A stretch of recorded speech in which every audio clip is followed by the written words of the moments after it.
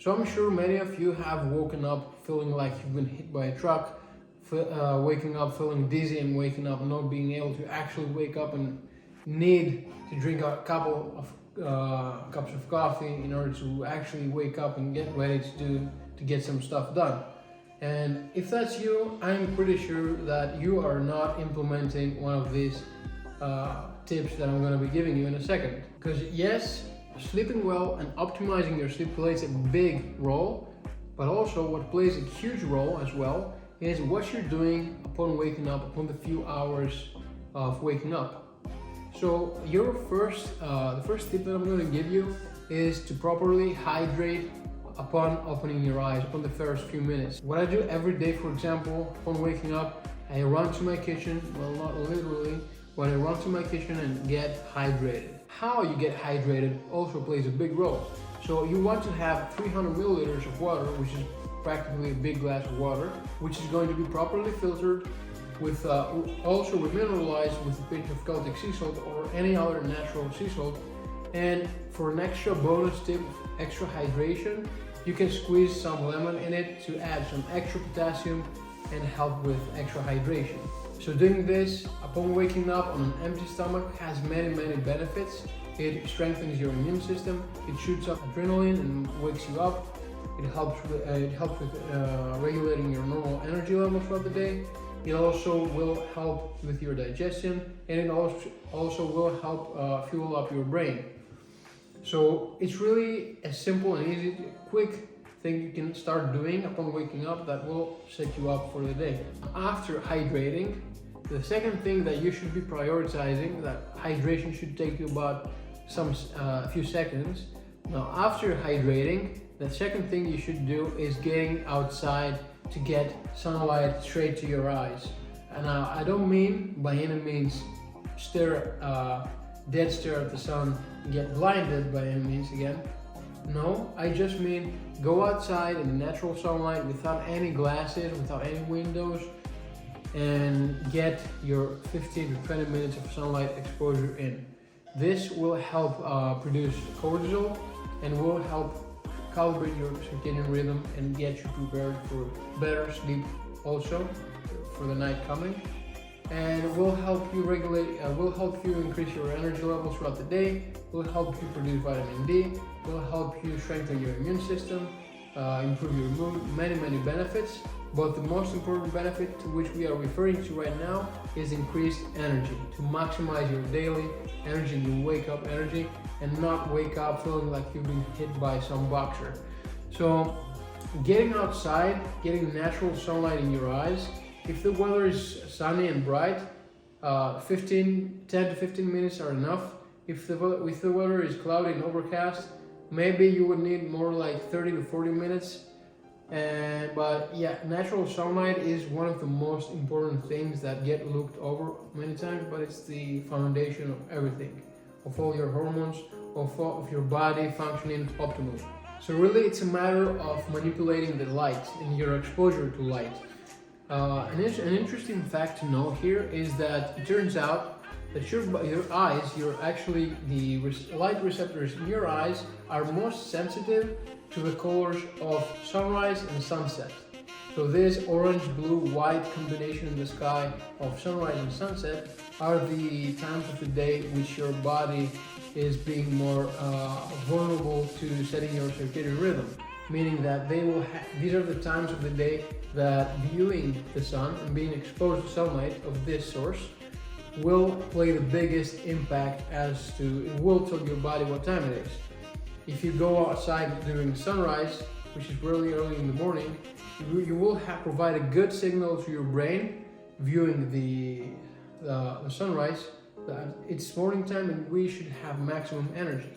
Cortisol production starts shooting up, therefore your energy starts rising. And the same with the evening. If you go and see the sunset, it shoots a strong signal to your brain that it's evening time and we should prepare for bed.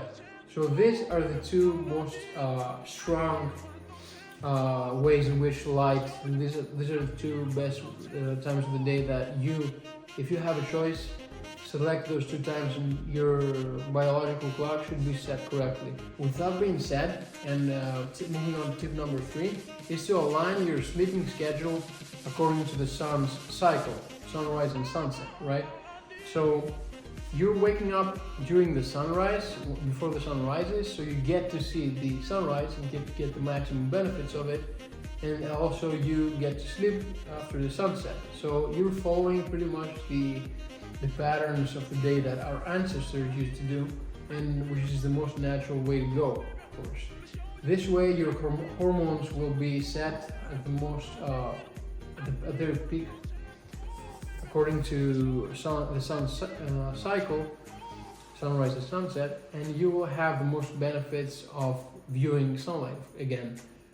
So yeah, syncing your daily and your sleeping schedule to according to the sun's cycle is the best way to go, as opposed to being able to control the times in which you're going out and to do your sunlight exposure. So this is a good general rule of thumb to go with, is to make sure to align your sleeping schedule to the sun's cycle. So tip number 4 is to avoid alarm clocks and replace them with light alarm clocks. So the issue with normal and regular alarm clocks is that knowing that your sleep is in cycles, there you have your REM sleep, your deep sleep, your light sleep, and there are many phases of your sleep in which you're cycling, and in some phases you're more alert and you're more prone to waking up easier. And in other, like deep sleep, it's a bit harder to wake you up. But if you do wake up during a deep sleeping phase, a deep sleeping cycle, you do feel groggy, you do feel tired. And this is the reason why many times during the day, if you take a nap and you wake up, let's say after 40 minutes, after 50 minutes, you feel like you wake up feeling even tired than you were before sleeping. So you're like, I slept for 40 minutes. Why am I feeling like I've been hit by a truck? And this makes total sense if you think that, if you get this in your head. So the 30-minute mark is the point in which deep sleep cycle occurs. So if you wake yourself up whilst in the middle of a deep sleeping cycle, your body will tell you naturally to go back to bed, with the way of you feeling tired, you feeling sleepy. Many times you wake up in the morning feeling like, God, you don't know what's happening for a couple of minutes until you have your coffee. And this is why you see your body telling you, hey buddy, go back to sleep. I did not finish my deep sleeping cycle. So this is why. Replacing your normal alarm clock with a light alarm clock will make sure to wake you up during a light sleep cycle, when you're most alert and you're most prone to be waking up easier, will make you feel better and more energetic and more ready to go on with your day. So what the light alarm clock will do is it will light up every 30 minutes or so, and will make sure that you eventually wake up on not a deep sleeping cycle, but on a light sleeping cycle, so that you feel more energetic and you feel generally better. To set it simply, avoid your regular alarm clocks and replace them with light alarm clock instead. Now another simple fix for you to maximize your wake up energy is called exposure. Now this is simple, but it's not the easiest thing to do. It's easy in terms of the convenience, because you can do this in your shower, you can do this if you have a nice bath, you can, or if you have a bath, you can fill it up with ice and cold water and take a plunge there. If you have another ice bath, you can take a plunge there. You can take a plunge in a lake. Generally, it's convenient, it's easy. It can be found in a lot of places. But it's not easy in a way like, okay, I'm chilling right here, I'm taking my cold plunge, I'm dying, but it's easy. It's not easy in that sense, but it's really simple and effective.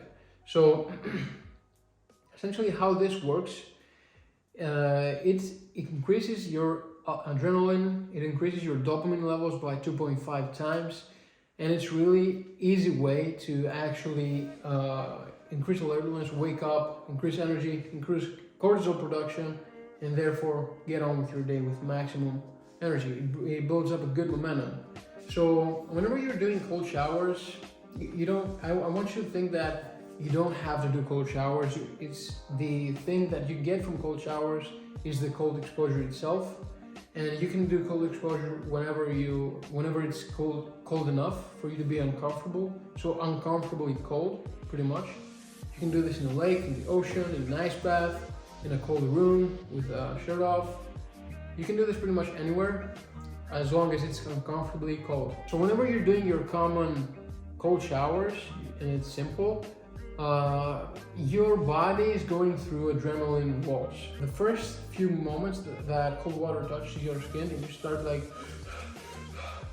you're hitting an adrenaline wall. Whenever you surpass this brick wall, your body gets accustomed to the cold. So it's easier for you to stay under the cold. But then after a minute or so, there comes another adrenaline wall that you have to actually consciously stay under the water because your body normally won't get up. So generally you want to pass you want to go through 3 walls of adrenaline, 3 adrenaline walls. This takes about 3 to 4 minutes, and it's really quick for you to start feeling better. Your endorphins are going to be rushing, your dopamine is going to be increased again, as I said. Your cortisol production is going to go up because we want cortisol in order to wake up. The more cortisol we have from a lot of activities combined in the morning, the more energy we're going to start the day with. So this is a really good way to start implementing cold showers, cold plunges, cold exposure in general. This is how it works, and it's really simple. It might be hard in the beginning if you never had, or if you're a person who's not easily accustomed to the cold, but the benefits are really worth the 3 to 5 minutes it takes daily. So yeah, try it and see for yourself. So yeah, to summarize, the tips were as such. First, hydrate yourself upon waking up with a big glass of water, 300 milliliters, filtered water with a pinch of Celtic sea salt and a squeeze of lemon for extra potassium. Second, get sunlight exposure in your eyes. Third, align your sleeping schedule with the cycle of the sun. 4, avoid regular alarm clocks and replace them with light alarm clocks. And 5, cold exposure. So these were the 5 tips for you to implement and maximize your wake up energy. And they are really easy to combine and implement together. These are things and practices that don't really take a lot of time and are easy to combine, and will have a big impact on your daily energy and your wake up energy, most importantly. I really hope you learned something from this video today.